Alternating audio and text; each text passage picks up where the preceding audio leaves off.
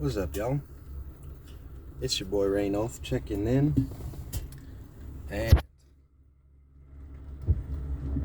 I took a little trip into Asheville this morning. We had a truck coming by. It's interesting to walk around the city before everybody else is out. I've been here before many times, but never earlier than the rest of the people. And you can feel last night's remnants. You can see the homeless people who braved the rain and are about to wake up. Yeah. But we've got some grand conjunctions coming up here.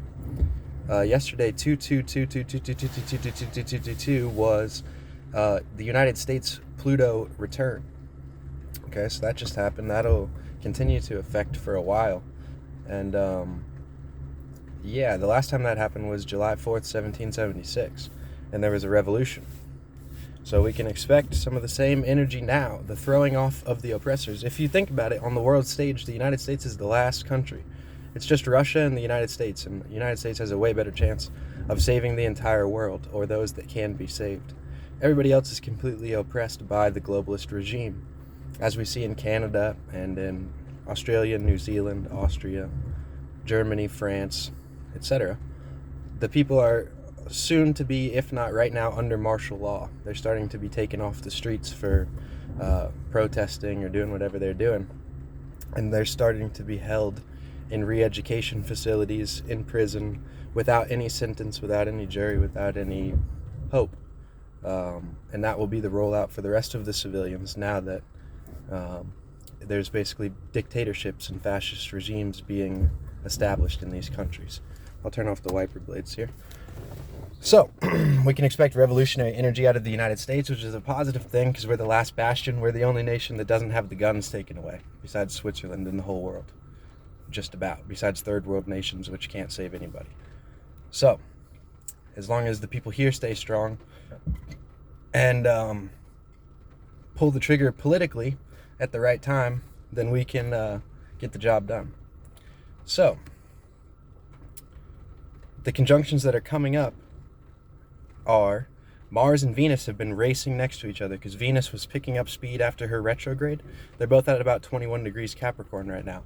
And Mars is moving along. Venus usually goes faster, but they're neck and neck. They're at the same degree at the same time, and they're going to land on 27 to 28 degrees Capricorn right on top of that Pluto, right? So what does Pluto mean? I'll give you guys a quick crash course on the three outer planets. You have Uranus, the firmament, you have, which holds the fixed stars. You have Neptune, the waters above, the blue sky, the reason why it's blue. Then you have Hades, the underworld, the out, the black, the farthest, the gone, the invisible, right? And the three things you can think, because you've probably watched a bunch of videos on Uranus, on Poseidon, Neptune, on Hades, Pluto, and you're thinking, well, I still don't know exactly what they mean for me. What do they mean in my chart? It's like this. Uranus equals lightning bolt, things change, which means depending on which house it is in your chart and where it's transiting, that thing's going to change. So if it hits you in your 7th house, whoa, I'm out of my relationship that I've been in for 5 years. Holy fuck. Or it hits you in the 10th house. Oh shit, I just had a huge promotion. How am I going to handle all this new status? Or it hits you in the 6th house. Oh wow. This thing that was lingering, this health problem, has now struck me, and it's something I've got to deal with right now. This is I may need to take a retreat. I may need to go seek counsel. How am I going to fix this? It hits you in the 8th house. Death and rebirth of your whole spiritual system. You get a unique sexual opportunity. You do a psychedelic trip the moment that it conjuncts with whatever else you've got in that 8th house, etc., right? So Uranus equals creation of new deal. New thing, and it's startling. It's revolutionary. You're off your rocker. Whoa, new thing, right? Neptune, Poseidon, equals adapt. How are you going to ride the wave of the new thing? These three things go in a cycle continuously. Uranus gives you a new situation. Neptune is how do you adapt? How do you create within it? How do you flow? How do you figure it out? How do you parse the illusions from the reality? What's real about my new scenario? What's fake? How am I going to ride the waves? So Neptune is about how do you adapt? How do you ride, right? Hades is about, okay, we figured this cycle out. Cut it. Uranus, strike again. Right? Hades is, okay, we figured it out. And once Hades starts to come around on this cycle, this is when you've got about 3 months to figure your shit out, or he's going to end it for you. You see what I'm saying? He's going to insidiously start to take over the people around you, and the influence of the entire society is going to start to push you, and your family is going to start turning against you, and shit's going to start going down because you've already should have ended that shit. You see what I mean? That's what Hades comes around to do. It's over. It's in the underworld already. It's being judged at the river Styx. Is it going to the Elysian fields, or is it going to one of the eternal damnations? Right? So Hades cuts it. That gives place for the rebirth of Uranus to give you a new shot, right? So what's happening right now? Mars and Venus are traveling through late Capricorn, about to hit Pluto, about to hit Hades. It's about to be game over for aggression, the things that you've been passionate about and masculinely going for, Mars, and the harmonious brotherhood, womanhood connection, which is Venus. Good mutual connection, nice things, exchange of good energy, pleasantries, keeping everything going. Both of those are about to hit an end. So relationships are going to hit an end. Your passions are going to hit an end. The people that you love is going to hit an end, and you're going to have to restart. You're going to have to get new ideas about what to do here. And if you don't cut those things, it's going to be manifest on that day or within a week or two after. Meaning 9 days from now, 8 days from now, when that conjunction occurs, that is going to be the time period where you get the intuition about what needs to be ended. What is Hades showing you? What is Pluto showing you that he's going to cut off? And so from that week, you've got about that 3 months to figure it out, to cut it off yourself before he has to end it for you in a more painful way.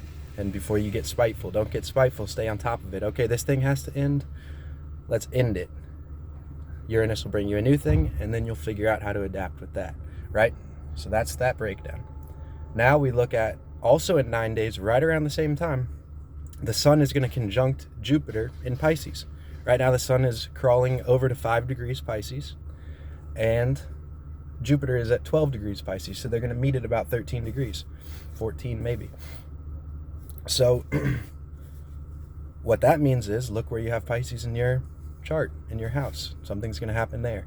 There's going to be the chance for expansion. There's going to be the chance for spiritual recognition within yourself, not in society, but possibly.